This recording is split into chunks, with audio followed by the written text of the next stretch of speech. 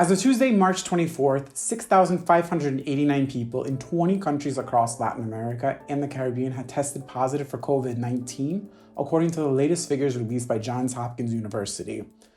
Although the region only accounts for just 1.6% of all global cases, businesses and consumers have already started feeling its impact as governments quickly scramble to contain the coronavirus pandemic and mitigate the potential economic fallout in each of their countries.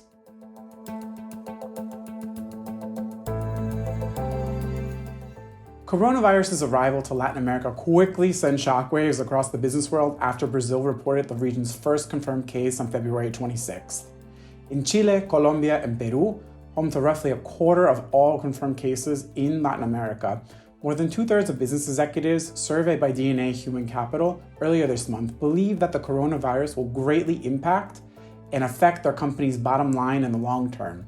But not only that, the coronavirus has also forced companies in these three countries to take several preventative measures.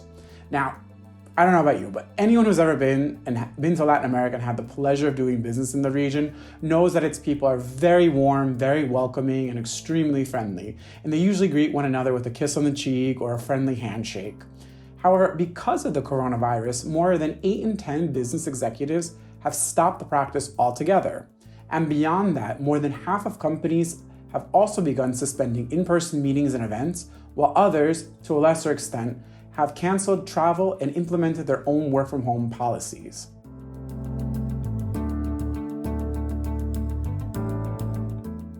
In countries like Brazil, home to about 30% of all regional cases, the coronavirus has quickly disrupted internet users' routines and shopping habits, most notably cross-border e-commerce purchases. According to Instituto Qualibest, 20% of respondents have already stopped buying products online from China, and another 9% plan to do so in the near future.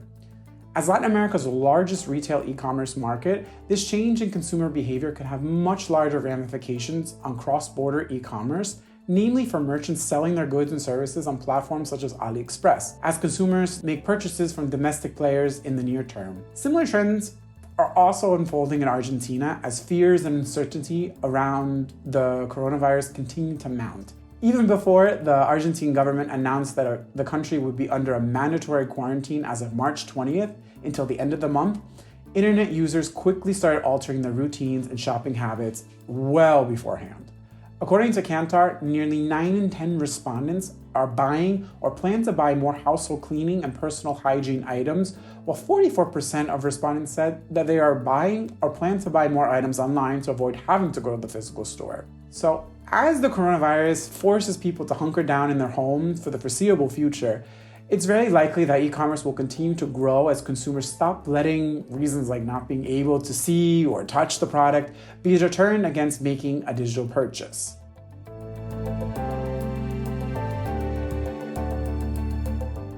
While no one person may know exactly for how long the coronavirus will last, it is imperative for brands to be present and act with agility, but in a very sensitive and empathetic way. Now more than ever, companies really need to focus on the needs of consumers who are both anxious and nervous in the face of uncertainty. But even as we take things just one day at a time, we must also not lose sight of our long-term strategies either. Eventually, we will overcome this crisis. Eventually, businesses will return to some semblance of normality. And when that moment does come, no matter how far away it may seem, we must all be prepared to face the dawn of a new day and think about our game plan for what happens next. We at eMarketer remain committed to providing you with as much up-to-date information as possible so your company can take immediate action during these uncertain times.